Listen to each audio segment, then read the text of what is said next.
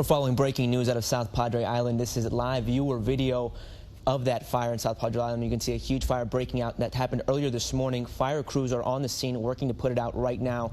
And as you can see, the building is being engulfed by flames and smoke everywhere. He's giving you a nice view around the area. It looks like he's at the Sapphire. We were told by the SPI spokesperson that it's not at the Pearl or the Sapphire, but it is nearby. We're still waiting to get more information. We actually have one of our crews headed there right now. As soon as more information becomes available, we'll keep you updated. Fire not the only breaking news. Severe rainfall is also being reported around the valley this morning. Our Channel 5 weather team reporting small hail as well. We'll head over to meteorologist Cecile Gutierrez on what you need to know. Hey, good morning, John Paul. Well, you know, with that fire, I just wanted to show you guys how many lightning strikes there were this morning. Now, right now, it is not indicated or confirmed that lightning caused that fire, but witnesses do say that they heard the lightning and then the fire started to break out. And check this out, 12 strikes. 12 strikes near South Padre Island.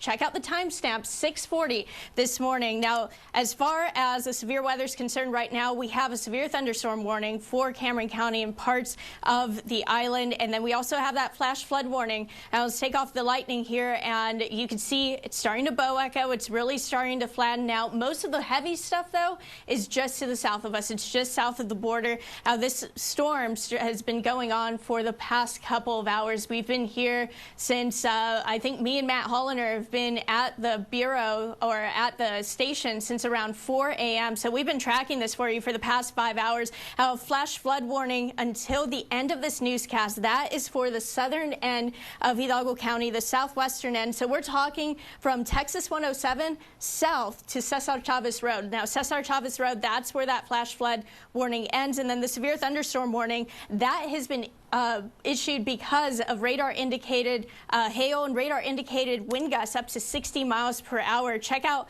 where the hail is right now. Those purple dots, that's the hail core now.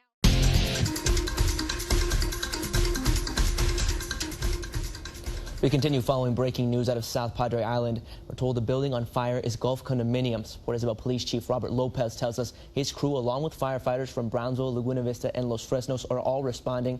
Chief Lopez says so far no injuries have been reported.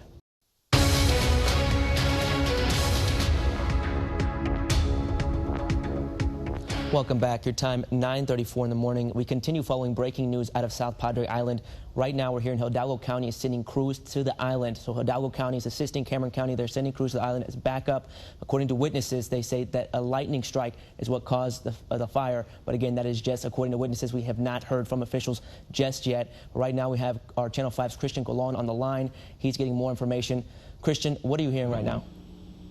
Good morning, John Paul. I'm reporting from home, and we see that we actually spoke to the property manager of Gulf Point Condominiums. That is the location that actually got burned. So the property manager, Carlos Chacon, tells me in an interview that around 8 a.m. they got this call about a fire. The alarm's going off. The building was Building B. He says there's 3 buildings in this condominium complex.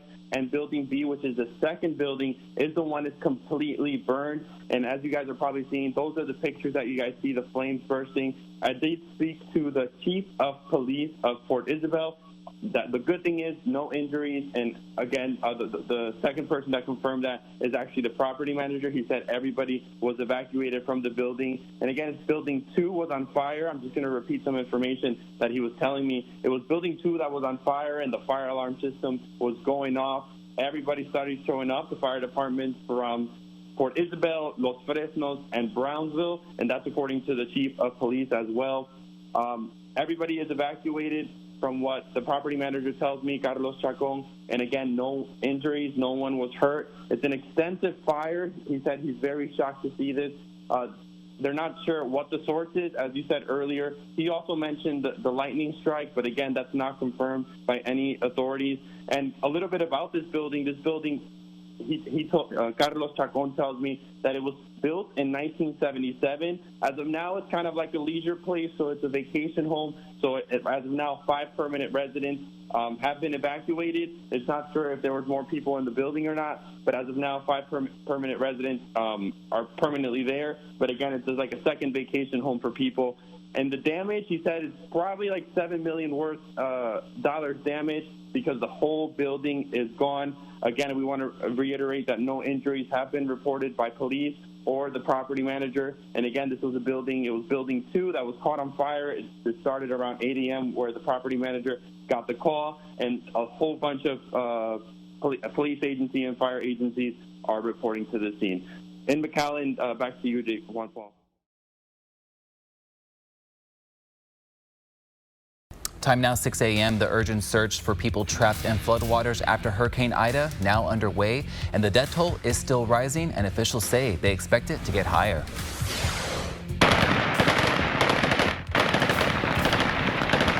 Celebratory gunfire from the Taliban as America's longest war officially comes to an end, but officials say not everyone was able to get out. All the fighting, all the killing, all the sacrificing, and everything that we witnessed, what was it for? And we're hearing from local vets after yesterday's events why one vet says he's disappointed with the outcome.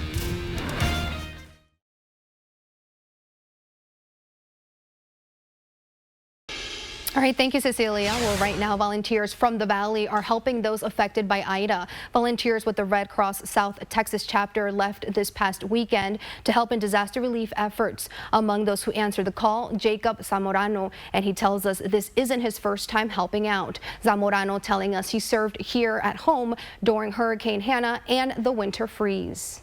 I was doing hotshot drops where we were going to different locations that requested supplies, be it cleanup kits, blankets, food and water, as well as also being part of the feeding team where we bring food to the shelters. With 3 months left of hurricane season, our local Red Cross is looking for more volunteers. If you're 18 and older and are interested in volunteering, you can sign up online at redcross.org or call 1-800-RED-CROSS. All the fighting, all the killing, all the sacrificing, and everything that we witnessed, what was it for? Well, reaction from local veterans after yesterday's events now pouring in. George Rice joined the military after 9/11. He says he agrees with the war ending, but adds he disagrees with the way in which many U.S. allies and contractors were left to their own devices when trying to evacuate as the Taliban took control. From start to finish, you're told that never leave a man behind. It's always about the guys to your left and right. It's always about, always placing the mission first, always getting your guys home. Seeing the way that we withdrew and the way that we executed that withdrawal directly goes against almost every single moral and ethics and values that are instilled in a lot of us at a young age in the military. It's a punch to the gut because you're like, well, wait a second, you told us this is how we operate, yet this is how you unfold it. Like I said, it's a punch to the gut. It honestly feels like it was for absolutely nothing. Well, mental health experts recommend veterans speak with each other about what they're going through. Family and friends are also encouraged to reach out. Now, if you're a veteran in search for help, call the local VA mental health office. That number is 956-291-9129. Well, the new abortion law already having an impact on women trying to get abortions across the state. One doctor in Houston says he's already had to deny some patients wanting abortions. He says he normally performs between 20 to 30 abortions a day, but since the new law, he's only seen 6 patients and had to turn more than half of them away. Just yesterday, I saw somebody who thought she was earlier in the pregnancy. She was crying, and we began to explore options and think through the logistics of if she would be able to go out of state for the care that she needed. Now, most women seeking abortions in Texas are forced to travel to other states. One clinic in Oklahoma usually schedules appointments for 15 women a day. That number has now shot up to 80. For a 5 to 10 minute procedure to drive 600 miles in the middle of a pandemic. It's cruel. Abortion rights activists say nearly 90% of women seeking abortions in Texas are past their 6th week.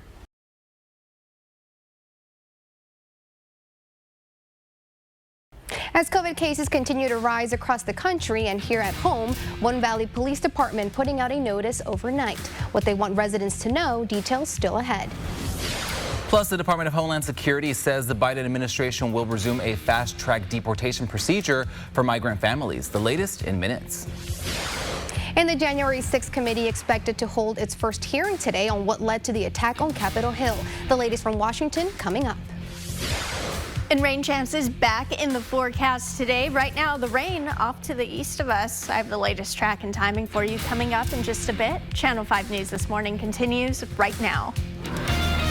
Live from the Valley's News Channel, this is Channel 5 News This Morning.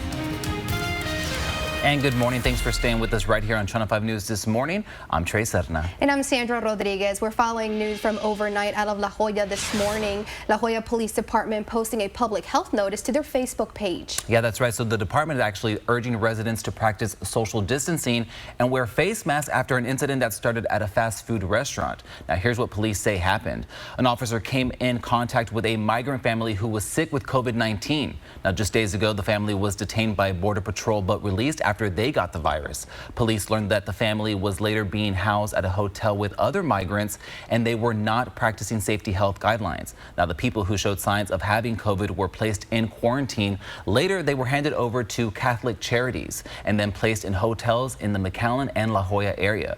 Now, the department tells us they did contact Hidalgo County Health and Human Services for assistance and they're looking into the situation. That announcement comes just one day after Hidalgo County reported a huge spike in COVID-19 cases. 671 new infections reported yesterday. That's up 623 from last week. A majority of these cases are people in their 30s or younger. 256 of the newly infected are in the 0 to 19 age group. Congressman Henry Collar says many migrant children crossing the border illegally without a parent are testing positive for COVID-19. He says there was a 27% infection rate among unaccompanied children deported last week and a 15% infection rate for migrants tested in Brownsville. He also says nearly 70 Valley border agents have recently tested positive for COVID, along with 17 agents in the Laredo area. Collar now calling on the Homeland Security Secretary to prioritize the health and safety of border agents and communities. Well, the Biden administration is planning to speed up deportations for some migrant families who cross the U.S.-Mexico border. Now, the Department of Homeland Security announced the move yesterday. Certain families will now be subject to the fast-track deportation procedure known as expedited removal. Now, the procedure allows immigration authorities to remove a person without a hearing before an immigration judge. Now, it'll apply to families who are not swiftly expelled under a pandemic-related border policy. Now, immigrants crossing between ports of entry or avoiding inspection at ports will be subject to the new deportation plan. The rain chances back in the forecast today. We've had a couple of dry days, and you know what? Today we will stay mainly dry. That rain chance only at its highest at about 20% in the afternoon. Once we get right back into the 90s, we get just unstable enough for us to get a spotty shower, maybe even a rumble of thunder or two. So by 4 p.m., 92 degrees, 20% chance of rain, and keeping that rain chance throughout most of the afternoon, even into the early evening hours. But because of that rain, mosquito activity very high this morning into tomorrow and even into Thursday. So the mosquitoes, I mean, they love when it rains just a little bit, and then there it is. It's muggy, it's warm in the mornings, and then the mosquitoes come to greet you once you step outside the door. So your drive to work forecast also putting the yellow light, that patchy fog starting to occur right back into the northern ranchlands and Edinburgh. But by the late part of this morning into the early part of the afternoon, we're looking at dry roads, clear skies. Again, it's not until I think 1 p.m. where we start to see a shower or two. So I have the latest track and timing for you coming up in just a bit. Oh man, the mosquitoes are back. All right, Cecilia, thank you. Well, FAR police need your help tracking down a hit-and-run suspect. Jose Mejia Campos is accused of hitting a man with his truck at an intersection. You may remember this video. They think Mejia is the man behind the wheel of this truck. The man who was hit was not seriously injured.